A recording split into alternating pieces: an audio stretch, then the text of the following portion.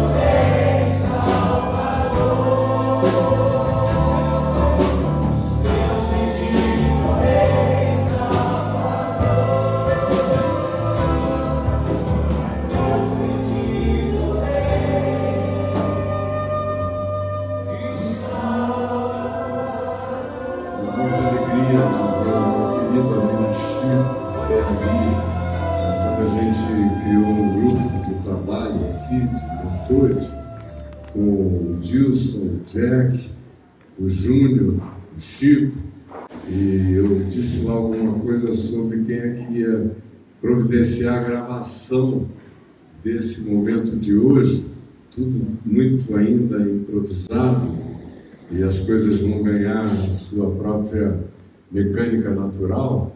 Aí eu ouvi a voz praticamente, um texto, mas eu vi aquela voz dizendo: uai, estou aqui. Era o Chico.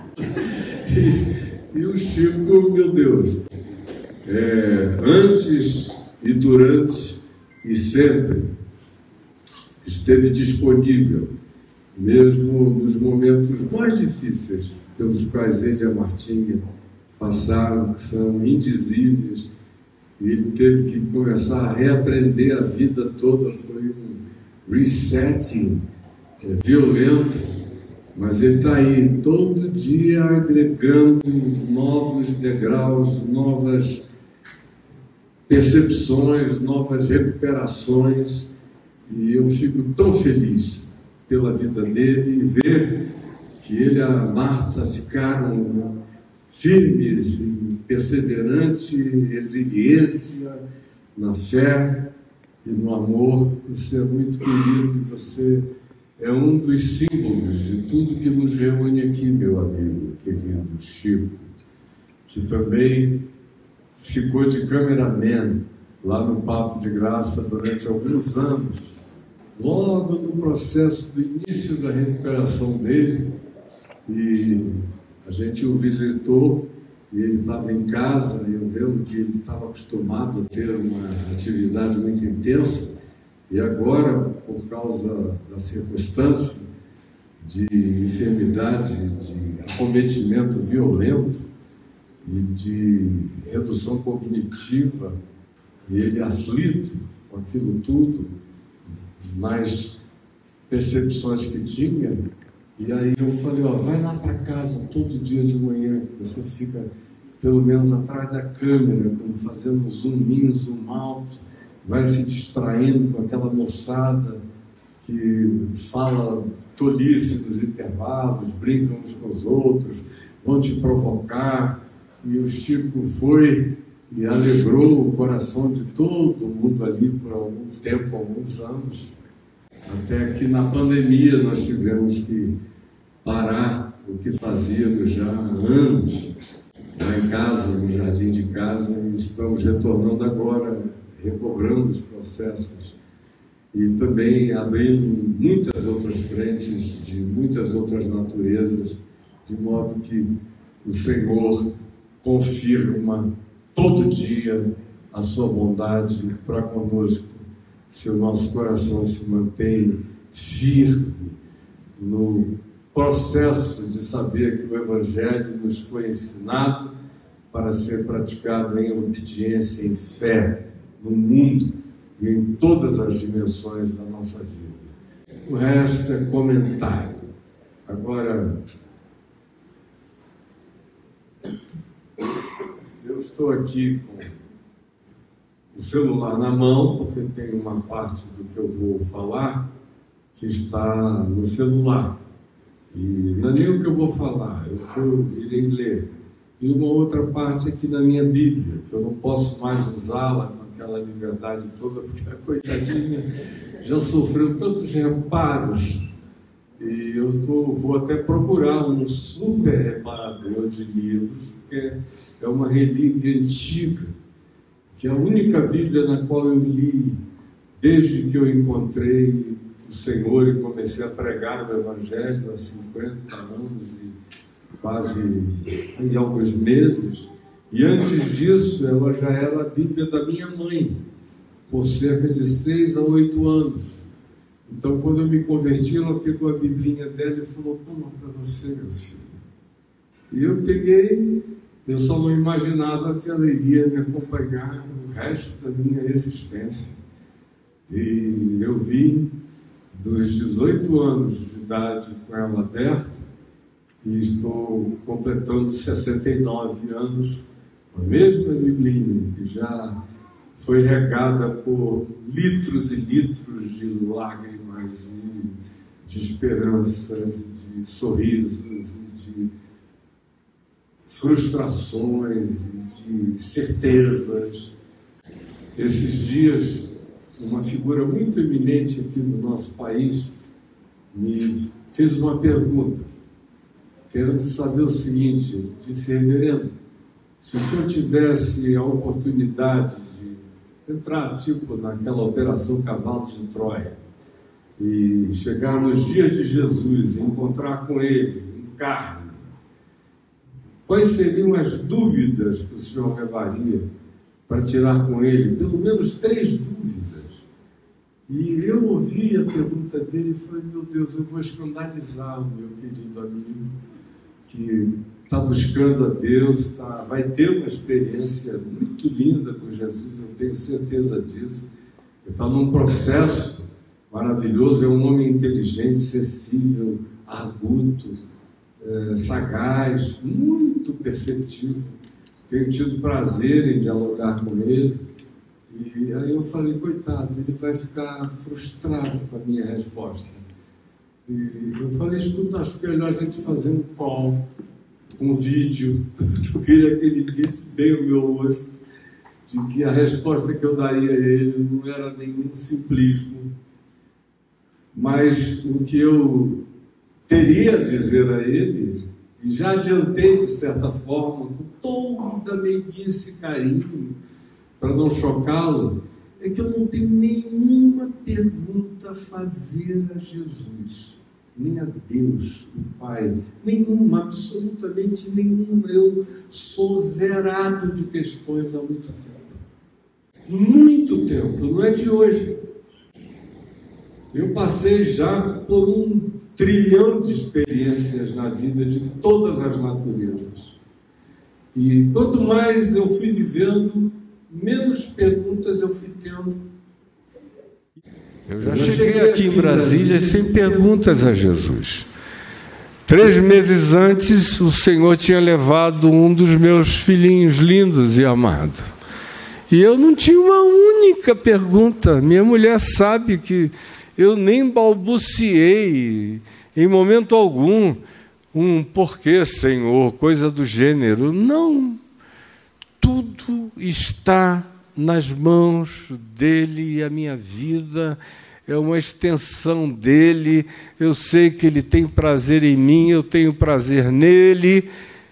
Eu estou longe de alcançar qualquer coisa que signifique completude, mas estou e aprendi a viver contente em toda e qualquer situação. Nos extremos dos favorecimentos, nas mais manifestadas dificuldades, nas abundâncias e na manifestação da escassez, no ter, no não ter, no ser honrado, no ser maltratado ou humilhado ou desqualificado, tanto faz. Meu coração entrou noutra em Cristo Jesus há muitos anos atrás. E eu não fico pedindo que nada me venha como prova ou como teste disso, porque eu não tenho nenhum pingo de masoquismo no meu ser, tanto quanto não tenho de nenhum sadismo. Mas o Senhor sabe que eu não tenho perguntas a fazer. Eu só tenho gratidão a expressar. O fato de que eu sou, de que eu tenho dentro de mim essa fé, que me dá a certeza de que eu podia enfiar a mão e pegar nela com concreção, que não se move para trás, que só sabe caminhar adiante, que não tem retrocessos, que só tem certezas de coisas que eu espero e convicções de fatos que eu ainda não vejo, mas me aproprio deles todos os dias e os vivo com a certeza da apropriação, saudando-os, sabendo que eles estão a caminho e que chegam e que nunca deixaram de chegar e nunca deixarão de se manifestar. De modo que a gente chegou aqui e foi o Júnior Cipa, querido mentor, junto conosco aqui, que eu também... Está aí? Cadê o Júnior? Está lá, meu mano querido, que chegou lá em casa com o Jack e disse, olha, tem um lugar que eu achei que é a cara do caminho da graça. É o The Brain. E aí eu perguntei, mas The Brain, de brain, em inglês, cérebro, ou não é nem mind, é brain, do cérebro. Ele falou, é. Eu falei, bom, já gostei do nome. O que é um café? Opa, a gente começou num café, lá em Copacabana, no ano de 2001, em julho de 2001, no Café com Graça, que continua como expressão do Caminho da Graça no Rio de Janeiro, lá em Nova Iguaçu, com o Alexandre Araújo e a Michele, que inauguraram o Café com Graça conosco lá em Copacabana. Eu tive o prazer de fazer o casamento deles, um casalzinho lindo. Estão lá firmes, com o Café com Graça. Eles decidiram manter aquele nome. São Caminhos da Graça, e há muitos Caminhos da Graça que carregam outros nomes, porque isso nunca foi nada além de uma definição. Caminho da graça, é para a gente aprender a caminhar na graça de Deus. Mas tem grupos que são o caminho da graça e que têm nomes diferentes, espalhados pelo Brasil e em outros lugares da terra, outros que não têm nome nenhum, outros centenas que se chamam apenas de reuniões singelas do Evangelho, nas casas de muita gente espalhadas pelo Brasil afora. Nós somos, e não sabemos, milhares e milhares e até milhões de pessoas alcançadas por essa palavra todo dia, que vai aspergindo luz, graça, bondade, acolhimento, misericórdia no coração de tantas pessoas. E à medida em que a gente vai por aí, viaja por aí, encontra tanta gente, você ouve tantas histórias miraculosas, lindas, maravilhosas, que se manifestaram meramente pela palavra do Evangelho que chegou ao coração das pessoas que você não sabia nem que existiam, mas você existia para elas, até o dia em que elas te contaram o que Deus fez sozinho, no quarto delas, na vidinha delas, como as tirou de poços absolutamente profundos, para os quais não havia saída, mas a graça de Deus as puxou, as arrancou, as trouxe, e fez isso de graça, sem barganha, a não ser a devolução do coração feliz, dizendo: sou teu. E é tudo que importa e é só o que é necessário. Hoje, quando eu acordei de manhã e falei: meu Deus, a gente recomeça depois da pandemia longa e de um processo pós-pandêmico, onde eu particularmente estava esperando o meu coração se aquecer para a gente dizer: vamos retomar e recomeçar.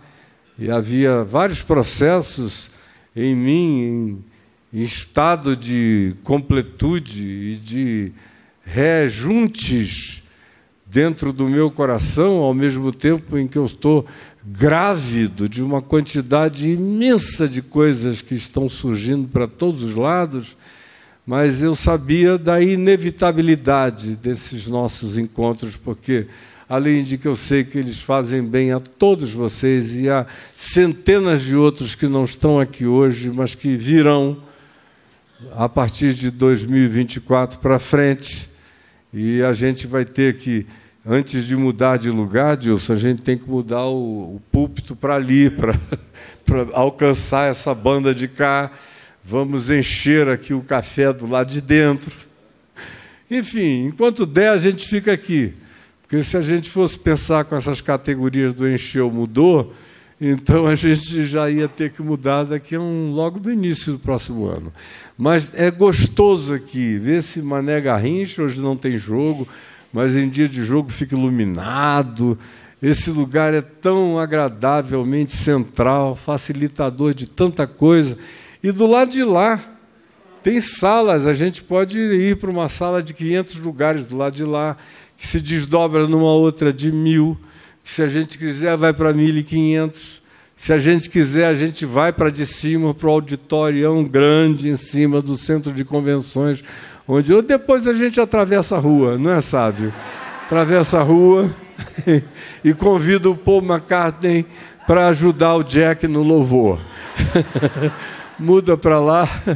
E falar nisso, alguém atravessou para o lado de lá para assistir o Paul McCartney há 3 semanas? Eu também estava lá com a Adriana, com a Bruna, com a Juliana, com o Daniel. Estávamos lá chorando. Foi um dos cultos mais gostosos dos quais eu participei nos últimos tempos, com restauração de memórias emocionais e afetivas da minha pré-adolescência e de tudo que aconteceu no curso da minha vida. Eu nunca me divorciei de nada na minha existência. Ela tem sido contínua, sem fragmentações e sem quebras, só aproveitamentos, incorporações, ressignificações e reaprendizagens. No entanto, está tudo inteiro. Eu nasci com o olho aberto e, graças a Deus, os mesmos olhos continuam abertos até o dia de hoje. Só são infinitamente mais maduros todo dia. E eu disse que acordei hoje e falei: bom, vai ser a nossa primeira reunião depois desse grande intervalo pandêmico, onde vocês continuaram me assistindo em casa todo dia. Tem gente que está acompanhando Mateus comigo aqui diariamente, e gente do mundo inteiro, graças a Deus. É uma coisa linda o que está acontecendo. E eu perguntei ao Senhor o que eu vou falar para essas pessoas queridas e amadas hoje, depois desse intervalo.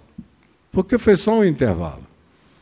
E que me lembrou imediatamente o que aconteceu com João Calvino, que foi um dos reformadores protestantes e que morava na cidade de Genebra.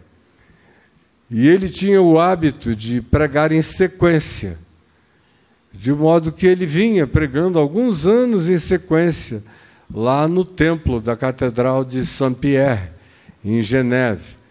E houve um problema na cidade, surgiu um pregador, Servetus, que começou a falar coisas ruins contra o Calvino. E houve uma mobilização na prefeitura da cidade para que Calvino fosse executado.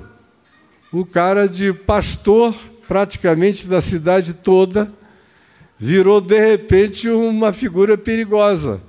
Aí ele fugiu, saiu de Genebra e ficou alguns anos fora, 4 anos, até que chamaram-no de volta para resolver aquele debate com o indivíduo que estava fazendo e tinha feito aquela celeuma toda. Naquele tempo, as coisas eram resolvidas em debates públicos, na prefeitura, por exemplo, com juízes teológicos. Era uma coisa muito doida, né? E acabou que Calvino foi considerado o indivíduo que ortodoxamente dizia a verdade da reforma. E o outro foi considerado herege. Vocês sabem o que no século XVI isso significava, né? Se Calvino tinha saído correndo para não ser guilhotinado ou queimado vivo, o resultado para o outro que perdeu o debate é que queriam colocá-lo na fogueira imediatamente. Era esse tipo de radicalização. Aí o Calvino quis humanizar a execução e falou, não, a fogueira não, coloquem-no na guilhotina, porque dói menos, é só tuf. Supostamente o cara vai, Deus me livre, graças a Deus a gente está vivo aqui, nesse tempo, nessa hora, senão eu, por exemplo, já tinha sido queimado mais milhões de vezes por aí afora, ou guilhotinado, ou tudo mais. Mas, graças a Deus, a gente tem proteções constitucionais mínimas que ajudam e permitem você expressar sua liberdade, mesmo no meio dos maiores antagonismos, a liberdade da sua fé e da sua convicção.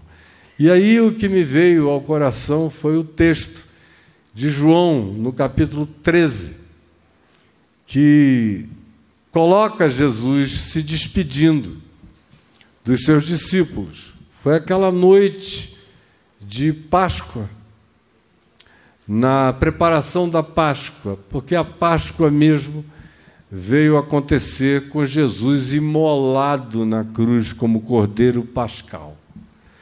Mas na Parasev, como os judeus chamavam, a preparação da Páscoa, eles fizeram aquela ceia num cenáculo que Jesus havia designado que procurassem um dono, porque ele estava preparado para oferecer gratuitamente o lugar para aquela reunião que aconteceu. A menção que os evangelhos fazem é apenas dos apóstolos, mas a gente sabe que, além dos apóstolos, estavam as mulheres, as irmãs, a mãe de Jesus, uma quantidade enorme de outras pessoas. O evangelho, por mais que conte a história libertária de Jesus, para quem não há nem homem, nem mulher, nem escravo, nem liberto, nem judeu, nem grego, nem nenhum tipo de etnicismo ou sexismo ou separatismo ou apartheid, a vida dele demonstra explícita e claramente isso. No entanto, o público que começou a ler esses evangelhos já 25 anos depois da morte de Jesus, o Evangelho de Marcos, depois o de Mateus, depois o de Lucas, por último o de João, ainda eram pessoas de um ambiente onde a designação da presença feminina era economizada, exceto naqueles casos completamente radicais, como é o caso de Maria Madalena como primeira testemunha da ressurreição de Jesus, porque foi ele que decidiu se manifestar primeiro a ela, uma mulher, o que já é uma evidência transtornadora de que para ele não existe nem homem, nem mulher, nem distinção de nenhuma natureza. Ele se revela a quem quer, como quer, quando quer, e ai daquele que fique no meio do caminho. E aí eu peguei o texto aqui de João 13 e dei uma olhada nele, porque ele me habita diariamente, constantemente, está inscrito da minha mente no meu coração, e passei os olhos e me emocionei, e fiquei com os olhos cheios de lágrimas, porque hoje nós vamos ter também uma ceia, daqui a pouco, é que nós mandamos buscar mais pão e mais vinho, para poder ter para todo mundo. Então, já chegou, está chegando. Daqui a pouco vai estar tudo aí, todo mundo vai comer do pão, vai tomar do vinho. E aí, meu coração ficou emocionado também com esse momento de ceia que teremos. E eu li o texto para mim mesmo, que é onde Jesus diz, concluindo, e é um texto carregado de tantas coisas, mas ele conclui dizendo: novo mandamento eu vos dou, que vos ameis uns aos outros, assim como eu vos amei, que vos ameis uns aos outros. E cada dia a simplicidade disso cresce muito mais poderosa e rasgante, e rascantemente dentro de mim, com uma força de me dilacerar para o bem todos os dias e de me reconvocar para a vida e para a prática desse mandamento em todas as circunstâncias possíveis da existência. E aí, o próximo pensamento que me veio foi em vocês. Em quem de vocês estaria aqui já nessa primeira reunião? E na minha mente eu tive muitos desejos atendidos, porque eu pensei eu não vou mencionar os nomes todos que eu pensei, mas pensei e vi as faces. E falei, seria tão bom se fulano estivesse lá, se fulana, se o casal tal, se isso e aquilo. E fui mencionando uma quantidade enorme de amores fraternos no panteão das minhas melhores memórias do Caminho da Graça, aqui em Brasília. E tive a alegria dessas confirmações. Muitas delas pareciam aconchegos de Deus, cafunés muito especiais da graça de Deus no meu coração e na minha mente. Vocês nem imaginam o quão feliz eu fiquei e estou. E aí, quando eu pensei em vocês, nos que eventualmente estariam aqui e nos novos que apareceriam, eu me lembrei dos que estavam naquela ceia descrita em João no capítulo 13, naquele cenáculo. E ao pensar naqueles indivíduos, o que me veio à mente foi o fato de que, quando nós paramos de nos reunir, por ocasião da pandemia, nós estávamos também no Brasil inteiro e na cidade de Brasília, de uma maneira muito especial, com polarizações que me provocavam um entristecimento profundo, porque muitos tinham sido criados e nascidos na fé, no Evangelho, me ouvindo lá no Teatro La Salle ou na academia de tênis, e a gente se encontrando depois da minha casa, no jardim, por anos, no Caminho do Discípulo, ou na tenda ali da frente, aos domingos lá em casa, com o jardim lotado de pessoas, a mensagem sempre a mesma de amor, graça, misericórdia, inclusividade, aconchegância, aninhamento. Aí, de repente, você começa a ver que o labor inteiro e o exemplo e a tentativa de demonstrar que o Evangelho está acima de tudo, de todos, e de qualquer perspectiva político-partidária, ideológica, filosófica, ou de qualquer outra divisão que se possa propor.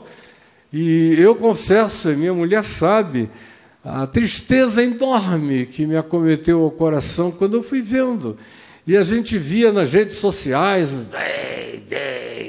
não era gente opinando diferente, porque cada um pode opinar, mas era o espírito, a agressividade, o ódio, os espancamentos verbais, as maledicências. Parecia que tinha havido uma possessão coletiva. E em toda a chamada igreja evangélica, que sempre foi muito doente, dodói e dividida, mas também na Igreja Católica, até entre os espíritas kardecistas, que sempre foram considerados pessoas muito pacíficas, meigas, caridade, boas obras. Meu Deus, eu sigo alguns grupos espíritas kardecistas porque eu tenho amigos em todos esses lugares e gosto de ver o que está acontecendo. E vi também as batalhas sendo travadas com o mesmo tipo de ódio. Eu falei, meu Deus, o que aconteceu? Que potestade é essa? Que demônio é esse? Que tomou conta como uma multidão de legiões malignas do coração de tanta gente boa. E, junto com isso, a tristeza de que eu conheço gente no país inteiro, e milhões de pessoas me conheceram a vida inteira, e eu a elas. E eu comecei a ter notícias diárias de gente morrendo. E aquilo foi me abalando profundamente o corpo. A primeira coisa que a gente teve foi logo, a imunidade baixou tanto, pegamos eu tive a segunda dengue, a Adriana, a primeira dela, mas quase me arrebenta aquela dengue.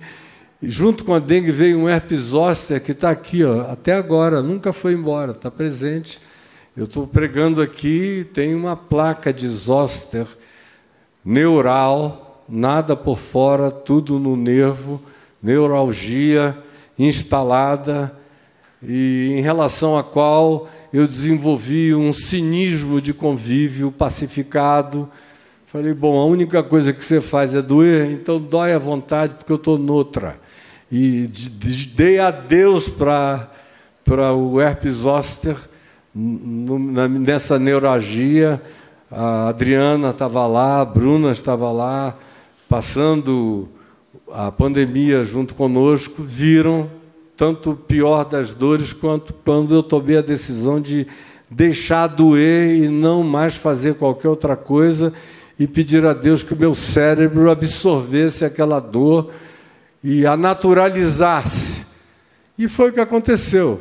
Não foi embora, mas está naturalizada em mim, eu convivo sem nenhum problema com isso, que eu não posso nem chamar de um espinho na carne, porque é quase uma pétala, comparado com os verdadeiros espinhos, na carne, na alma ou na mente. E aí, quando o texto de João 13 se firmou em mim, a pergunta, depois de pensar em vocês, que me veio foi, meu Deus, a gente lê esse texto e quase nunca lembra das pessoas que foram originalmente aquelas que se assentaram de modo imediato à volta daquela mesa. E olha só quem foram essas pessoas. Pedro, que era um cara tinhoso. A gente vê na leitura dos evangelhos a personalidade exacerbada dele. Ele é sempre um homem de muitos exageros. É sempre o cara que usa nunca, jamais. Ele leva aos extremos das polarizações as posições dele. Ele arrisca o inarriscável na presença daquele que ele precisava apenas perguntar ou não dizer nada ou ouvir. Mas ele tem ousadias abruptas, chocantes, que a gente vê permeando os 4 evangelhos. E depois dos evangelhos também, no livro de Atos, em alguns outros momentos, essa é uma figura que muita gente evitaria ter por perto, porque é um cara que não se controla, que opina antes de pensar. E é muito desagradável você frequentemente ter pessoas que não terminaram de ouvir a frase, já pularam gritando uma resposta para algo cuja resposta não será aquela. Pedro, Tiago e João, irmãos, que eram figuras também que vieram a modificarem-se no curso de anos, e João provavelmente seja o que experimentou a maior de todas as transformações, mas já na velhice. Porque quando ele escreveu esse evangelho, ele já tinha 80 anos. E as cartas chamadas universais, como a primeira epístola dele, que para mim é a coisa mais sublime de todos os evangelhos, porque resume o novo mandamento, e ele trabalha exclusivamente em torno do novo mandamento, que é amai-vos uns aos outros como eu vos amei. E é ele que aplica a semântica de comparação, onde amor, luz, verdade e justiça são a mesma coisa. Na primeira epístola do apóstolo João. E fica claro que não dá para separar, que não dá para seccionar. Mas, tanto ele quanto o irmão que morreu prematuramente, e a gente vê isso em Atos do capítulo 12, o Tiago, foram apelidados por Jesus de Boanerges, filhos do trovão. Vocês imaginam por quê, né? São caras também de um ímpeto violento. João é aquele que pede a Jesus, zangado com os samaritanos, e na realidade zangado com Jesus, que o tinha enviado para preparar a pousada. E Jesus, a caminho de Jerusalém, quando chegou na Samaria, no lugar onde João tinha feito todo o trabalho e a logística de acolhimento de Jesus antecipadamente, o Evangelho de Lucas diz que se manifestou na face de Jesus claramente o intuito intrépido de se dirigir para Jerusalém. Ele queria chegar logo nessa hora, nessa Páscoa, nesse dia, nesse momento, nesse encaramento, nessa cruz. E aí ele diz, não, eu não quero ficar, eu quero seguir. Quem conhece bem Israel sabe que daquele lugar, ali na Cisjordânia de hoje, na Cisjordânia dos palestinos, ou de um benfazejo futuro Estado palestino, assim permita Deus, ali daquela região de Nablus, de Ramala, e para Jerusalém é um pulo. Você anda um pouco mais, 2 horas, você está dentro de Jerusalém a pé. De carro são 15 minutos, você está lá. E ele disse, não, eu quero já ir direto para Jerusalém, pernoitou em Betânia. E João ficou com ódio daquela mudança. E o que é que ele fez? Ele olhou para Jesus e transferiu a culpa para os samaritanos. Os samaritanos tinham apenas dito, não, se ele quer ir, deixa ele ir. Eles foram gentis, tinham sido para criar o ambiente de acomodação e hospitalidade, tanto quanto para dar liberdade a ele, para não usar todo o trabalho que quem tinha feito eram eles próprios. E aí João, com raiva, sem querer nomear a raiva dele, transferiu imediatamente para os samaritanos e virou para Jesus e falou, tu queres que nós façamos, olha só como o cara está arrogante, tu queres que nós façamos descer fogo do céu para os consumir? É um negócio violento demais. Ele ficou tomado por aquele espírito de Elias no Velho Testamento. Deixa eu matar, trazer, destruir os profetas de Baal. E depois ainda pegou a espada, cortou a cabeça de 700 e depois de mais 800. Imagina só ali no Ribeiro de Quizon. Toda vez que eu passo lá, eu me lembro daquilo ali ensanguentado nos dias do profeta Elias. Essa é a evocação de João. Tu queres que façamos descer fogo do céu para os consumir? Isso tudo é gente crente, que estava andando com Jesus há 3 anos e meio. Aí dá uma consolada no meu coração. E quando eu olho para aqueles que andaram comigo quase 2 décadas aqui e 50 anos no país inteiro, e que se dividiram cada qual para o seu lado, com ódios horrorosos, digo, meu Deus, a natureza desses grupos todos, inclusive desses que seguem a Jesus, não varia muito de geração em geração. A gente é que às vezes eleva expectativas que Jesus mesmo não teve em relação a nenhum deles, porque se tivesse tido, não teria chamado a nenhum daqueles. Mas está aqui, nosso querido amigo Pedro, depois dele vem os irmãos Tiago e João, Boanerges, que significa filhos do trovão, filhos da tempestade, aquela coisa retumbantemente violenta.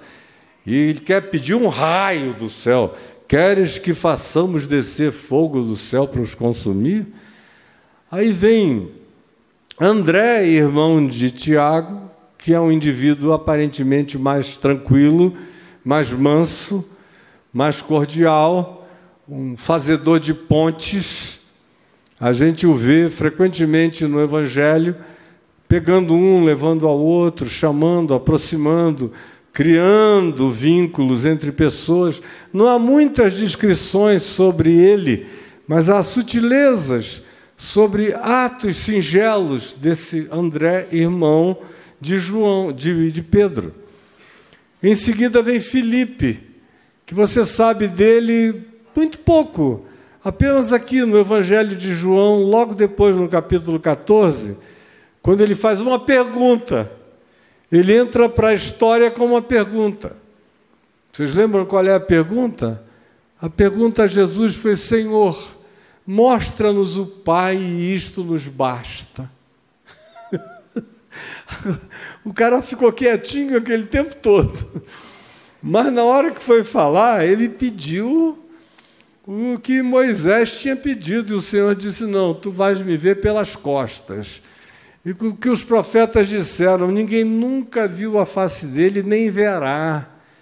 Ele é aquele que habita a luz inacessível. Mas chega aqui, o Filipe diz: mostra-nos o Pai, e isto nos basta. Aí eu não terei mais pergunta nenhuma a fazer, vai estar tudo resolvido se o Senhor me mostrar o Pai. Aí Jesus diz: Filipe, há tanto tempo eu estou convosco e não me tendes conhecido. Quem me vê a mim, vê o Pai. Como dizes tu, mostra-nos o Pai. Não creis que eu estou no Pai, que o Pai está em mim? As palavras que eu vos digo, Filipe, não as digo por mim mesmo, mas o Pai que permanece em mim faz as suas obras. Crede-me que eu estou no Pai, que o Pai está em mim. Crede ao menos por causa das mesmas obras. Por favor, Filipe. Fora isso, você não vê mais Filipe aparecendo em canto nenhum. Agora, essa foi uma pergunta daquelas, não é? A seguir vem Judas Iscariotes, que ele chamou, olhou para Judas e disse: me segue. Judas também, não há muitas descrições sobre eles, embora houvesse gente muito boa de contabilidade no grupo, como é o caso de Mateus, o coletor, mas ele era o tesoureiro do grupo. E devia ter uma expertise matemática e contábil muito especial. E não é à toa que a maioria dos comentaristas históricos sobre a vida desses apóstolos atribui a Judas Iscariotes uma certa posição de natureza acadêmica avantajada em relação à maioria dos outros. Provavelmente um cara que estudou mais, que teve mais acesso, que leu mais, que conhecia mais, e que tinha uma desenvoltura histórica maior do que a maioria dos seus colegas e companheiros. E que veio a ser aquele que aqui em João 13 é o que recebe a ceia mais especial do grupo. Porque aqui em João 13, Jesus tinha dito: um de vós me trairá. Aí ficou todo mundo olhando e Pedro fez um sinal para João, que estava sentado bem pertinho de Jesus, e que era um cara capaz de trovejar para todo lado, mas também era capaz de se aconchegar. Era um ser de ambivalências, e botava a cabeça no peito de Jesus. Aí Pedro falou: pergunta quem é. É o que diz aqui o texto de João 13, Pedro fazendo sinal a João, falou: pergunta quem é. Aí João falou: Senhor, quem é? Eu acho tudo muito engraçado também. Quem é? Aí Jesus disse: é aquele a quem eu der um pedaço de pão molhado da ceia. Rasgou um pedaço de pão, me deu até vontade de rasgar um pedaço de pão aqui, molhou no vinho e botou quase que na boquinha do Judas. Toma, Judas. E o João dos Judas pegou e tomou e comeu. E aparentemente ninguém ligou completamente os fatos, porque logo a seguir Jesus diz a Judas: o que tens de fazer, faze-o depressa. Aí Judas se levanta dali, entra na noite, vai procurar o pessoal, as autoridades judaicas lá do Sinédrio, para montar. O que já estava mais ou menos pré-organizado, ele só oportunizou. E horas depois aconteceu. Mas é esse homem que Jesus deliberadamente chama para andar com ele. É uma coisa linda como Jesus não exerce essa proteção discipular em relação ao potencial que cada um daqueles que ele chamou teria para o bem ou para o mal. E Judas nunca foi uma surpresa para Jesus. Existe lugar no caminho da graça, no caminho do Evangelho, no caminho do discípulo, para aquele que se desdiscipula também e que faz outras escolhas baseadas em referências diferentes. Existe esse espaço. Não há um condicionamento de portas fechadas e de trancas, ao contrário. Entrará e sairá e achará pastagem. É uma pena que Judas não tenha aguentado a dor da traição, do remorso, da agonia e se suicidou. Porque, em verdade eu vos digo, que se ele não tivesse se matado e, semelhantemente a Pedro, tivesse se voltado para Jesus, teria sido perdoado. Porque Jesus não mandou que eu perdoasse as pessoas 70 vezes 7 num dia. Eu que sou um verme. Se ele mesmo não fizesse isso trilhões de vezes o dia inteiro, o tempo todo, por qualquer um e por Judas também. Agora, na cabeça da maioria de nós, Judas é o cara imperdoável. E se Jesus decidisse uma outra coisa, teria sido uma relativização do próprio caráter de Jesus em relação a acolher a Judas. Mas ele acolheu a Pedro. E o que aconteceu entre eles não foi tão diferente assim. Para o coração, não.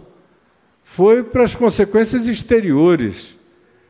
Mas outro que está aqui é Mateus, que era um cara da extremíssima direita daqueles dias. Porque ele trabalhava para os romanos, que eram odiados por todos os judeus. E o trabalho dele era coletar os impostos para as tropas de ocupação, para o Império Romano, com todas as suas perversidades, que não eram pequenas, eram muitas, abundantes e recorrentes. E não só ele recolhia o imposto, ele colocava o ágio particular dele em cima dos impostos, de modo que a descrição de Mateus, também chamado Levi, é que ele era o mais poderoso de todos os coletores de impostos do norte de Israel.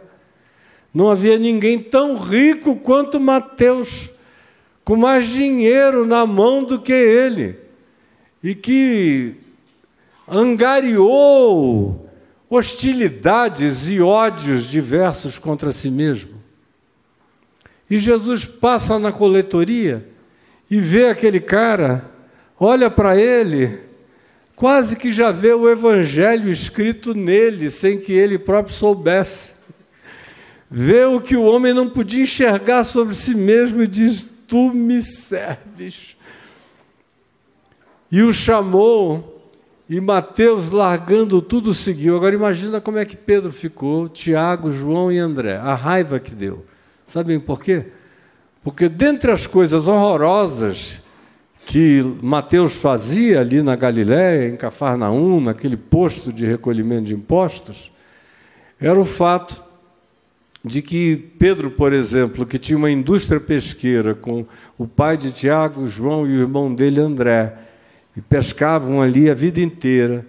Quando pegavam os peixes, eles não podiam vender no mercado em Cafarnaum.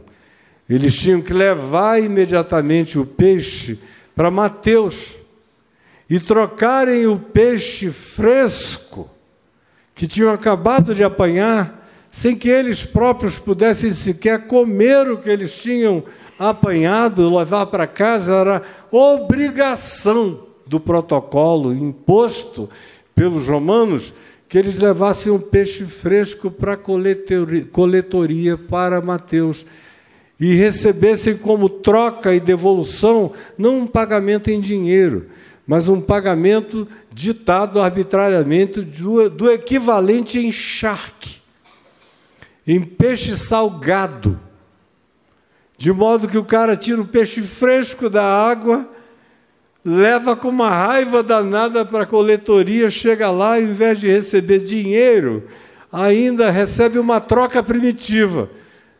Mateus dava a ele charque, para aí sim ele ver o que fazia com o charque dele, para transformar o charque em dinheiro. Então imagina a falta de diplomacia imediata de Jesus em relação a já ter chamado Pedro, Tiago, João e André, e agora, de sobra, de passagem, chamar o pior inimigo circunstancial deles ali, no imediato de uma cidade pequena como Cafarnaum. E eles ficaram torcendo para o cara dizer: não, obrigado, quero não, está bom aqui, mas que nada. Para o susto de todos eles, Mateus deixa tudo, nem olha para trás, segue com Jesus, já está apaixonado, sem que ninguém soubesse nem como, nem porquê. Algo tão lindo já tinha acontecido no coração do homem. Agora, leva tempo para um confiar no outro. Imagina o tempo, os conflitos, as desconfianças no caminho, olhando para o cara, perto dele eu não quero sentar, não vou dormir do lado dele, não.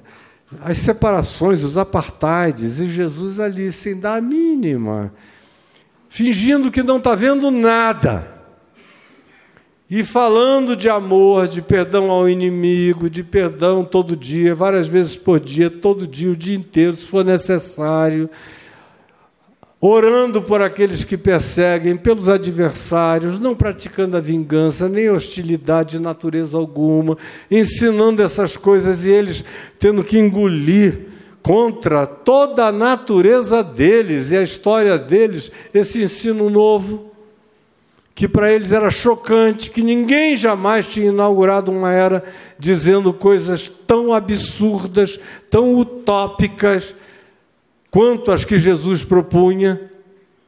Total utopia. O Evangelho é a utopia absoluta para a visão do mundo.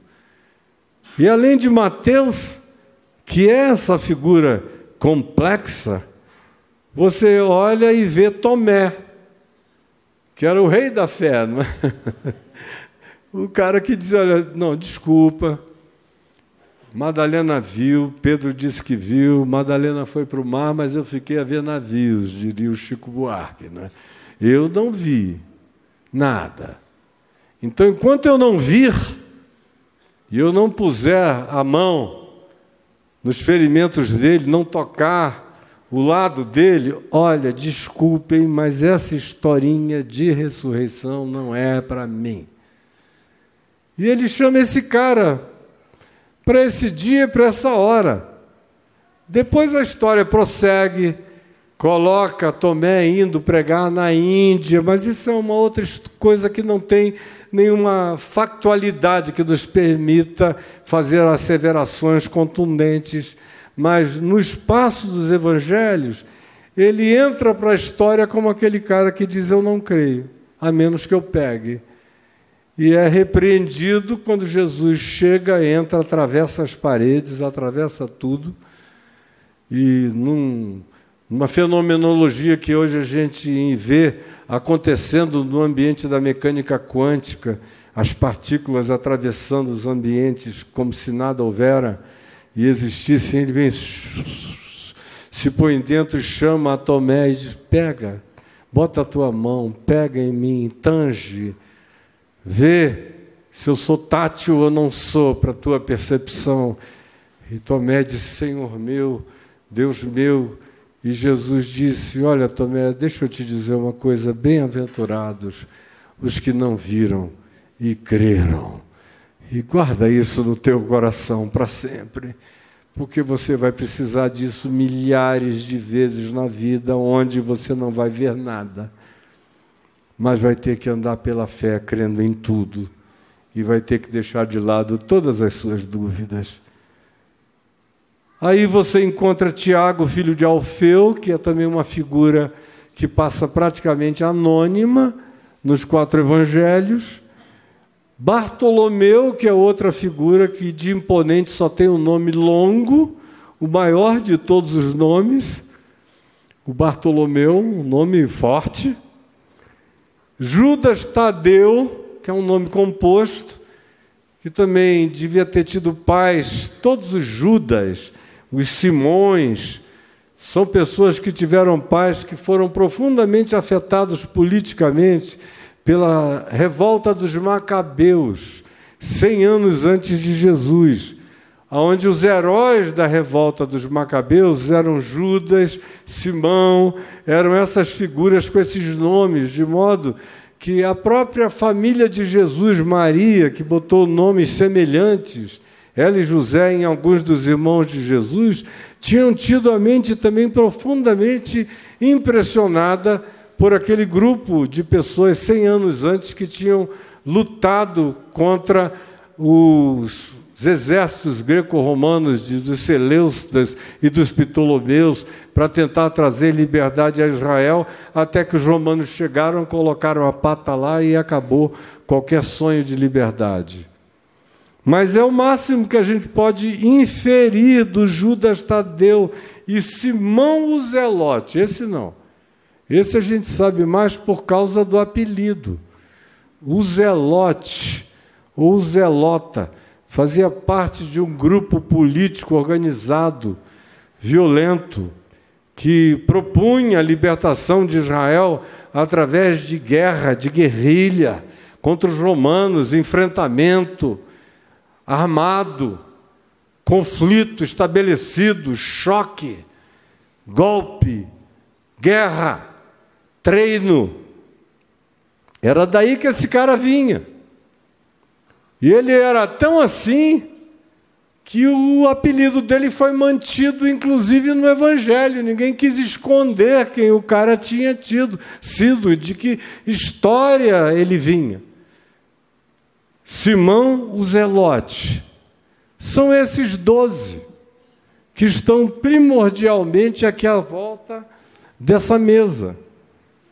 E eu quero ler o texto para a gente concluir, uma vez que vocês ficaram sabendo quem é esse grupo prioritário, fora as mulheres.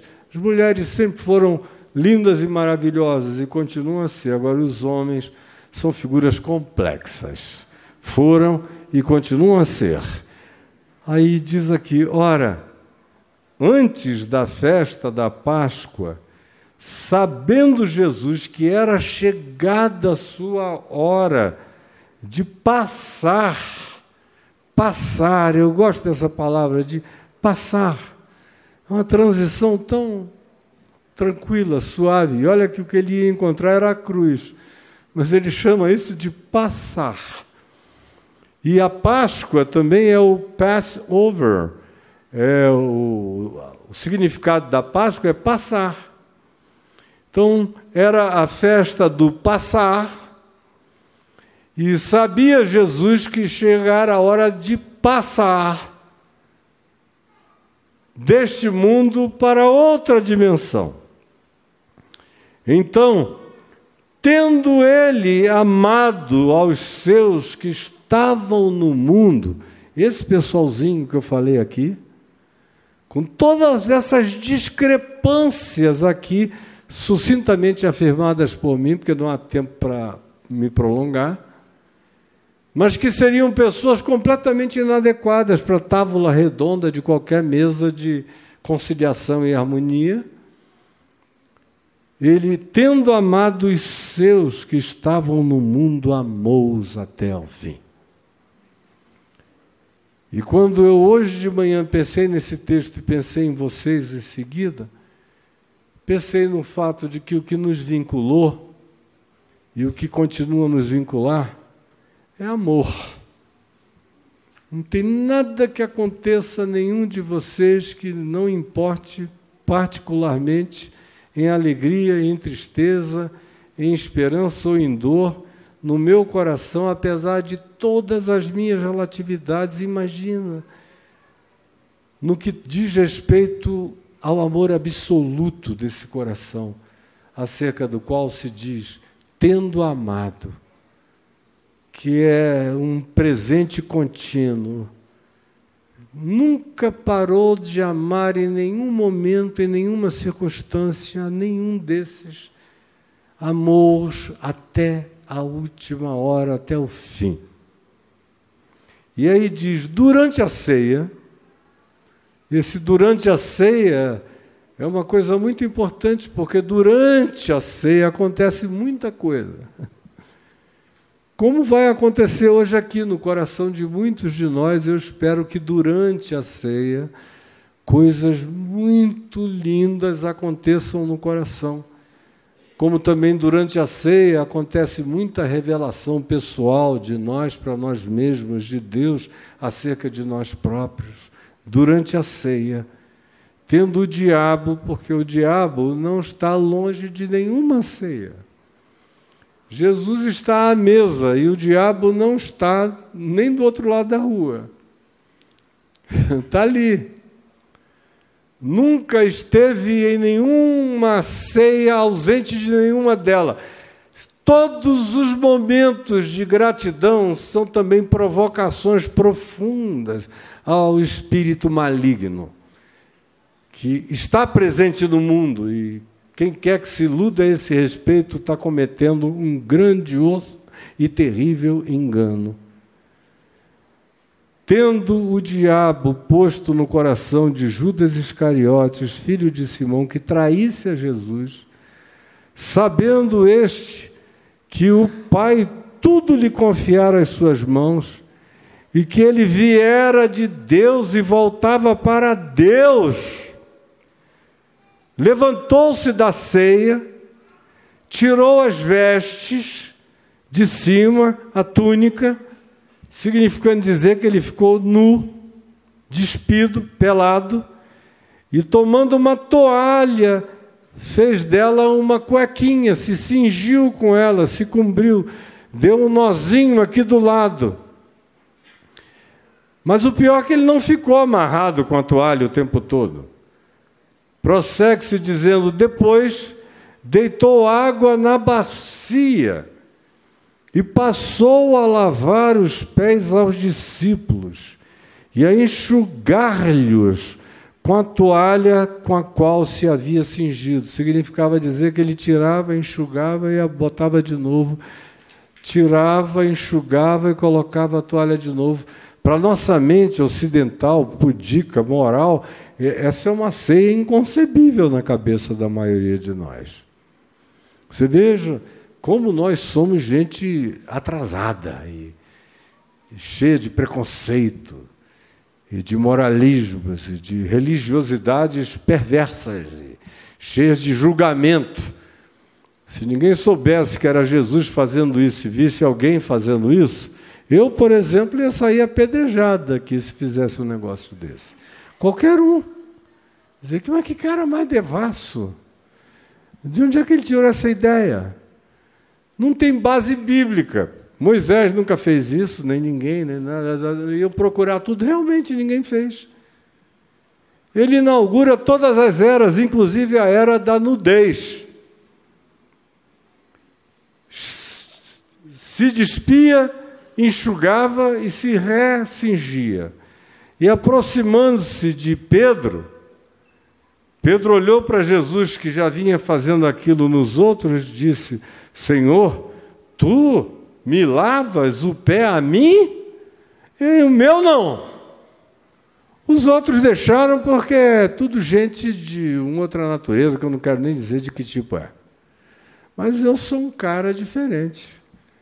O meu pé tu não lavas. Aí Jesus vira para ele e diz: o que eu faço, ainda dá essa chance. Tu não sabes agora, compreendê-lo-ás depois.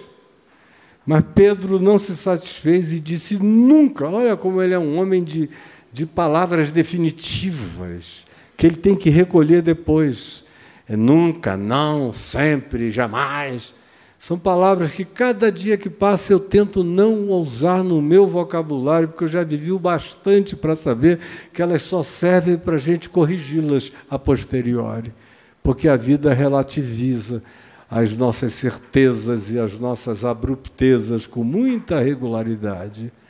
Nunca, eu te digo, nunca, Senhor, tu vais lavar os meus pés. Então respondeu Jesus a ele: se eu não te lavar, tu não tens parte comigo, Pedro. Aí olha só de novo, a abrupteza do cara. Aí ele diz: então, deixa eu te pedir outra coisa, Senhor. Não me lava só os pés, já que assim me dá um banho geral. Lava também minhas mãos, minha cabeça, me lava todinho, porque se por lavar os pés eu não tenho parte contigo, então me dá um banho geral, que eu quero ter mais parte contigo do que todo mundo. Aí declarou-lhe Jesus: Pedro, quem já se banhou não necessita de lavar senão os pés. Você tomou banho hoje, Pedro? A menos que você não tenha tomado banho, aí diz que aí eu faço esse favor a você. Mas aqui, até onde eu perceba, a única coisa que está precisando ser lavada são os pés. Por uma razão simples: é impossível você andar em qualquer caminho com Deus ou seguindo a Jesus e de aqui e ali não sujar os pés com a poeira da existência. É impossível. O cara que diga: não, eu ando, está dizendo o quê? Que está levitando, que não toca no chão da realidade, porque se pisar no mundo real, andando com Jesus, seguindo a Jesus, querendo servir a Jesus, ainda assim, os pés terão que ser lavados. Por mais que bem-aventurados e benditos, como disse o profeta Isaías e o apóstolo Paulo repetiu, sejam os pés daquele que proclama boas novas. Ou como Paulo disse, escrevendo aos Efésios, que era para calçar os pés com a preparação do Evangelho da Paz. No entanto, mesmo no Evangelho da Paz, mesmo andando e seguindo a Jesus, não há ninguém aqui, nenhum de nós, que não precise lavar os pés. E não só lavar os pés. Jesus vai dizer como. Mais adiante, depois desse exagero de Pedro, não necessita senão apenas lavar os pés. Ora, vós estáis limpos pela palavra que eu vos tenho falado. Ele diz aqui no capítulo 15 adiante. Aqui ele diz: vós estáis limpos. Nós já sabemos que é pela palavra, mas nem todos. É como ele conclui aqui. Pois ele sabia quem era o traidor. Foi por isso que disse: nem todos estáis limpos. Depois de lhes ter lavado os pés, tomou as vestes, aí a vestimenta inteira, se vestiu dela e, voltando à mesa, perguntou-lhes: compreendeis o que eu vos fiz? E essa é a questão inteira. E é aqui que eu quero terminar. compreendeis o que eu vos fiz? Vocês perceberam o que eu fiz? Ou vocês só viram isso como uma observação descritiva? Tirou a roupa, ficou só de uma cuequinha improvisada, cingido, com um nozinho básico do lado, meio fio dental, e saiu lavando e vestindo, saindo, lavando e vestindo, lavando e vestindo, lavando e vestindo, coisa cansativa, repetitiva. Podia ter tirado uma vez só, ficado pelado até o fim, lavado, posto de novo, mas não. Ele fez questão de lavar e vestir, lavar e vestir, lavar e vestir. Tem esse diálogo com Pedro, com essas exacerbações todas. O traidor já tinha sido indicado, ele sabia, tinha dito, nem todos estão limpos aqui. E depois de ter feito tudo isso, se veste de novo e pergunta, compreendeis o que eu vos fiz? A maioria iria dizer, tu tiraste a roupa, ficaste fazendo esse rito de tirar e vestir, lavar, tiveste essa conversa com Pedro, mas a questão não era essa. Ele tinha feito infinitamente mais do que a narrativa propõe. Aliás, a palavra que acabou corrompendo boa parte das nossas consciências nos últimos anos foi a palavra narrativa.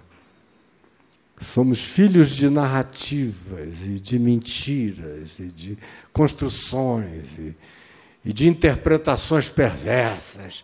Você viu, cara, aquela ceia, ficou mostrando o pinto, não teve nem vergonha para esconder a bunda.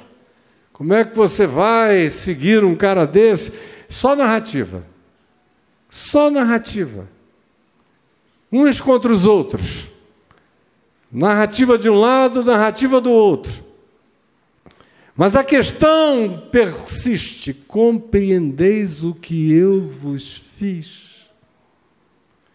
E é a questão que eu quero deixar com a gente hoje aqui, antes de partirmos do pão e bebermos o vinho. Já entendi que chegou tudo, né? Está tudo em cima? Aleluia. Amém. Compreendeis o que eu vos fiz? E eu queria que você participasse do pão e do vinho com essa questão no seu coração. Eu estou compreendendo o significado de sentar nessa mesa de Jesus, de ser discípulo de Jesus, de dizer que o sigo. Eu entendi isso, realmente. O que me fez estar, ouvir, ou me apresentar, ou dizer que sou, sendo que eu não processei ainda, eventualmente, aquilo que Ele espera que eu entenda, introjete e processe pelo que eu viva. Compreendeis o que eu vos fiz? Vós me chamais o Mestre e o Senhor. E dizeis bem, porque eu o sou. Ora, se eu, sendo o Senhor e o Mestre, vos lavei os pés, também deveis lavar os pés uns dos outros. Eu sou o Senhor e o Mestre, lavei os pés de vocês. Olha para o lado, cara. É impossível andar no chão da história e não sujar os pés. Todos vocês sujaram os pés, me seguindo. Não há ninguém aqui que não tenha se empoeirado, mesmo quem tomou o melhor banho. Mesmo os que estão limpos pela palavra que eu tenha falado, no entanto, há resquícios do pó da existência. E entre nós, não foi o pozinho da existência nos últimos anos, não. Nós sofremos um derrame de um barro da minha terra, de Tabatinga, que um barro pegajoso, que se encrosta e para tirar é difícil. foram montanhas de barro, de terra. Fomos aterrados. Muitos de nós não conseguimos mais nem botar a cabeça para fora e olhar o Evangelho, de tão sepultados nas narrativas que nós estivemos. Esquecemos o significado de tudo. E ficamos com raiva de quem não esqueceu. E nos hostilizamos contra os que, de algum modo, por alguma razão, perseveraram, sem esquecer o significado daquele chamado. Compreendeis o que eu vos fiz? Se eu, sendo eu, fiz como fiz, vocês, no mínimo, vão ter que lavar os pés uns dos outros. Ele se sujou. Ela se sujou. Lava os pés dele. Lava os pés dela. Olha para o lado. Não deixa nem que ele se curve para fazer isso. Você mesmo se dispa. Porque para eu lavar os pés de alguém, numa circunstância como essa, de personalidades tão intensas, gente que viveu momentos de tanto radicalismo e radicalizações, onde comparações diversas foram feitas, a gente só consegue fazer isso despido. Se a gente se despide de tudo. Porque se você ficar com as suas couraças, com as suas armaduras, com as suas proteções, ninguém vai confiar sequer os pés à sua lavagem. Para que isso possa acontecer, eu preciso ter a coragem de me despir, de aprender com Ele, que é o Mestre e o Senhor. E eu fiz isso, eu fiquei nu para ter acesso em nudez aos pés de vocês. Ora, se eu, que sou eu, fiz assim, e vos dei o exemplo, eu o fiz para que vós aprendais a lavar os pés uns dos outros. Porque eu vos dei o exemplo.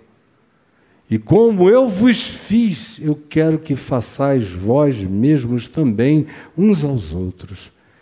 Em verdade, eu vos digo que o servo não é maior do que o seu senhor, nem o enviado maior do que aquele que o enviou. Ora, se sabeis essas coisas, bem-aventurados sois se as praticardes. Vocês podiam repetir comigo só essa palavra final? Ora, se sabeis essas coisas, bem-aventurados sois se as praticardes. Porque, gente, não adianta saber sem praticar. Se você sabe, comece com coisas simples. E olha que a simplicidade proposta por Jesus já significa um desafio brutal e, em certas perspectivas, intransponíveis para alguns de nós. Nós que só ficamos acostumados a olhar o outro para tentar tirar o cisco do olho dele, quando tem uma trave enfiada bem no nosso olho e a gente quer dar uma de oftalmologista do próximo, com um bastão de beisebol no meio da cara. Compreendeis o que eu vos fiz? Nós estamos reinaugurando as nossas reuniões presenciais com essa pergunta, para que nós sejamos essa resposta uns aos outros. E é hora de limpar a mente para poder limpar os pés. É preciso desnudar as nossas mentes, desvestir as nossas impressões e compreensões e pseudocognitividades ou certezas, para que a gente tenha coragem e a autoridade de quebrantamento, para lavarmos e cuidarmos dos pés uns dos outros no reinício dessa jornada. Um novo mandamento eu vos dou, que é o mesmo e eternamente. Sempre será, que vos ameis uns aos outros, assim como eu vos amei. E podem designar isso como tolice, utopia, idiotice, mas o único caminho no qual a gente pode caminhar com Jesus é se isso se tornar realidade, que seja compreendida, praticada por nós, para que a bem-aventurança da prática do Evangelho tome conta da nossa vida todos os dias. Jesus, eu te peço agora que essa conversa singela, sem gritaria, como tu conversaste com os teus discípulos naquela noite, não de um púlpito, não com gritos, nem com os acenos de braços violentos, mas na simplicidade da conversa mais singela e meiga, que essa palavra simples do Evangelho, que não quer ser complicado, quer ser simplificado, chegue ao coração de cada um de nós, do meu primeiro e de todos nós, para que tenhamos essa coragem de nos desvestir, de nos desnudarmos, de nos desamarmarmos, de tirarmos essa montanha de preconceitos, de opiniões da nossa cabeça e de raivas veladas, ou de antagonismos nutridos, e ajuda-nos a nos ajoelharmos aos pés uns dos outros com a nudez do nosso espírito, compreendendo o que Jesus fez, o exemplo vivo do Evangelho a ser praticado que nos trouxe, e lavemos os pés uns aos outros, e que aonde quer que haja essa chance, nós não a percamos, nem aqui, nem nos nossos casamentos, nem nas nossas amizades, nem nas nossas famílias, nem nos nossos antagonismos, ou em relação àqueles que se adversariam contra nós, que no nosso coração não cresça lugar de inimizade contra ninguém.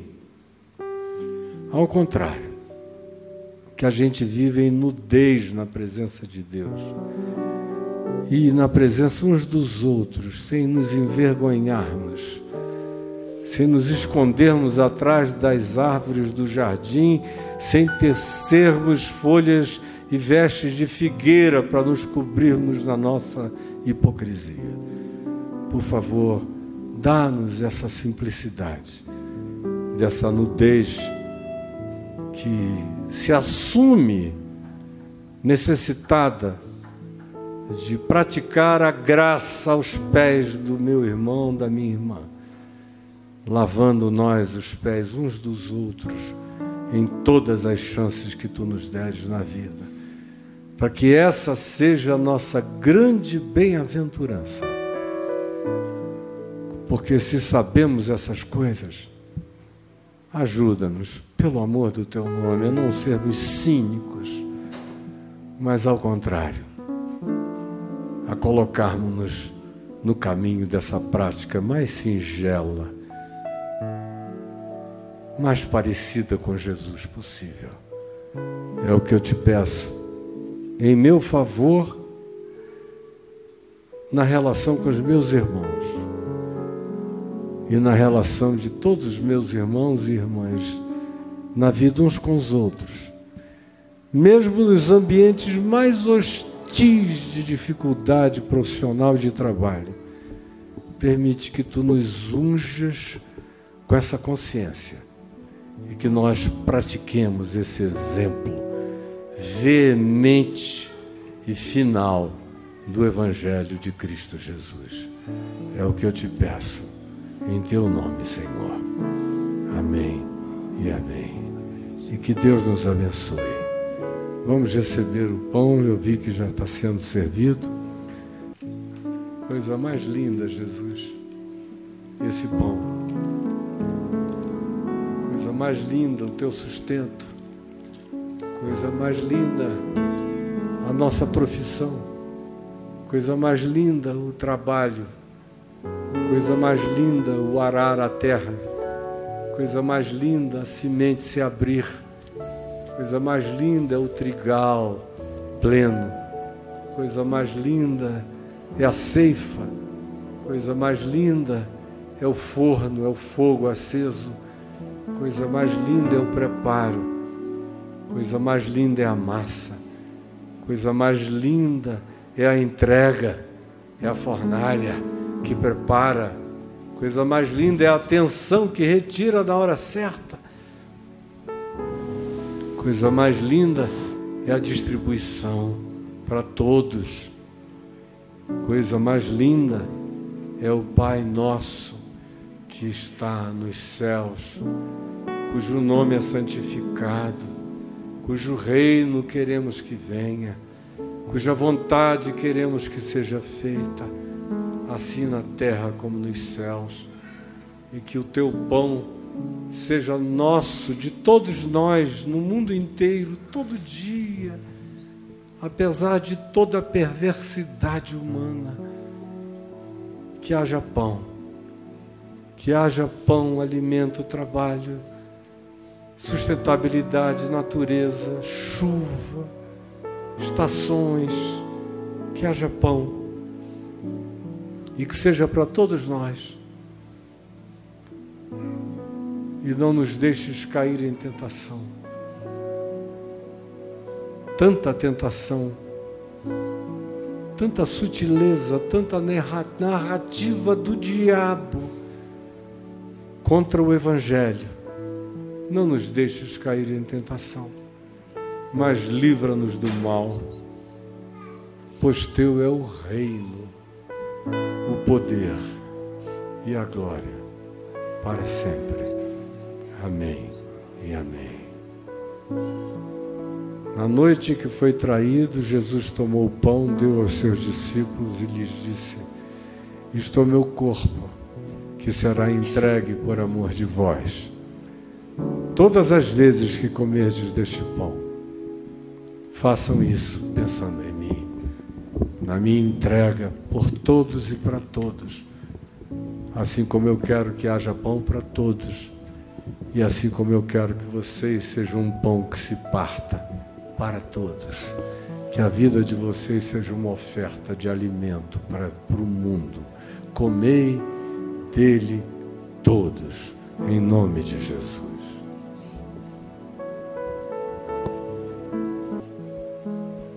Obrigado, Senhor. E depois de haver comido o pão, ele tomou também um cálice e o deu aos seus discípulos, dizendo-lhes: este cálice é a nova aliança, não com tábuas de pedra no Monte Sinai, a nova aliança no Monte Calvário, com meu sangue, que será derramado por amor de todos vós, do mundo inteiro, porque Deus amou o mundo e estava em Cristo se reconciliando e reconciliando consigo mesmo o mundo unilateralmente. Todas as vezes que beberdes este cálice, lembrem disso, lembrem de mim, lembrem dos braços abertos, lembrem do acolhimento para todas as direções, lembrem do amor e do abraço divino que não faz acepção de pessoas, e lembrem dessa vida comum que nós todos precisamos aprender a viver. Em nome de Jesus, bebei dele todos.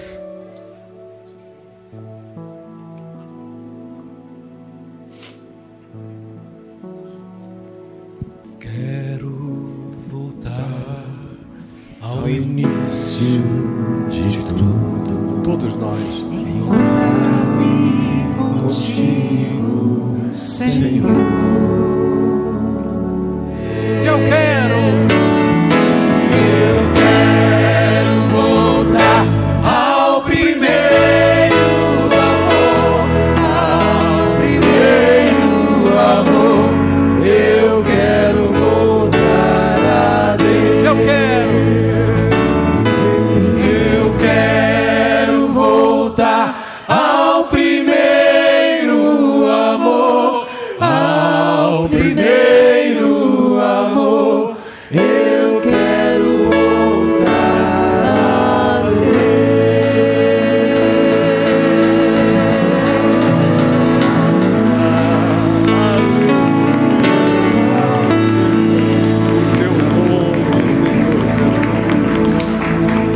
todo o meu coração, todo o nosso coração, em nome de Jesus.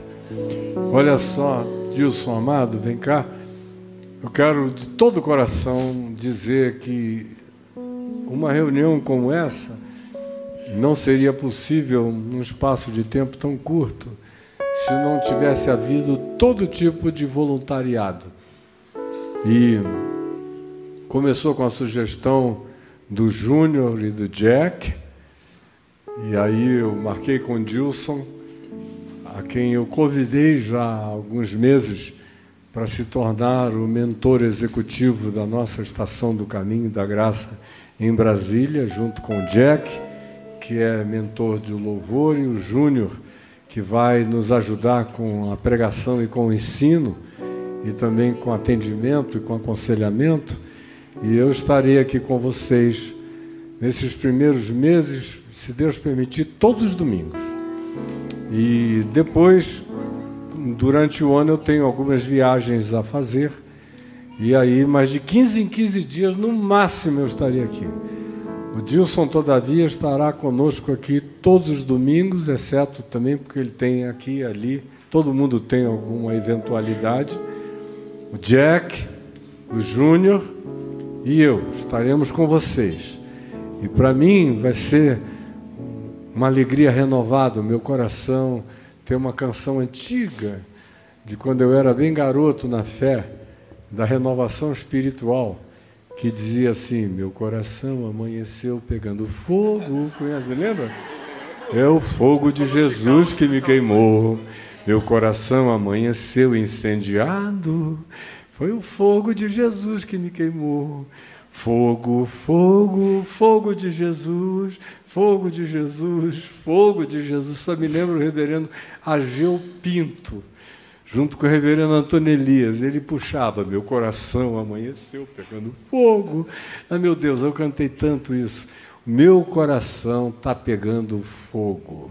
Aleluias. Como fazia algum tempo que ele não vivia tão ardido, incendiado. Já tem alguns anos que o fogo acendeu de novo, e a minha mulher sabe que o meu coração está pegando fogo e que eu estou incendiado.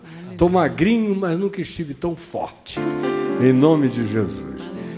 Como também eu cheguei aqui e fiquei agradecidamente surpreso de ver esse som aqui com a gente. Muito obrigado, queridos, de coração, por terem vindo, trazido. Olha só, o Charles, querido, meu amigo, mandei para ele uma notinha também. Feliz de você estar aí, te ver, foi uma alegria enorme, Charles. Que Deus te abençoe, cada um de vocês. Cadê o Júnior? Vem aqui, Júnior. Ele só levantou a mão lá atrás. Tem muita gente na cidade que o conhece. Ele tem sido pastor na cidade por mais de 20 anos, em outros lugares, e amigo de infância, por exemplo, do Jack. Imagina, o Jack e ele apontando garotinhos aí pela rua. E o Júnior, querido, vai estar aqui com a gente, também compondo esse time. Meu mano.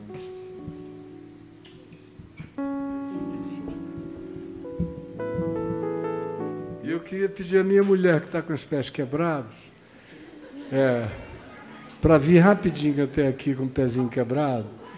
Senhor, eu quero te agradecer por essa comunhão. Amém. Por termos a alegria de estarmos juntos e de ver todas essas carinhas tão amadas. E logo hoje eu não posso abraçá-las porque eu tive vontade e desejo de abraçar a muitas. Mas eu te peço em teu nome que tu as beije por mim, que tu as acarinhe por mim, que tu as conforte, porque só tu podes fazer isso, Senhor. Que todos saiam daqui confortados, que todos saibam que esse mundo pode estar apavorando alguns, mas que o Senhor nunca deixou de cumprir a sua promessa, que todos os dias estaria conosco. Amém. Até a consumação dos séculos. Amém. Não duvide disso. Amém. Saia daqui cheio de fogo. Amém. No seu espírito, no seu coração. Amém. Eu tive 60 dias, Senhor, de cama, com fralda e o Senhor lavou os meus pés todos esses dias. Eu quero te agradecer do fundo do meu coração por estar em pé, por estar aqui e por todos esses nossos amigos queridos. Um beijo para todos vocês. Vão na graça de Deus, na paz do Senhor, em nome de Jesus. Foi uma alegria enorme. Dia 7 estaremos juntos. Feliz Natal. Boa passagem de ano. Vão na graça de Deus. Amo vocês. Que tens feito.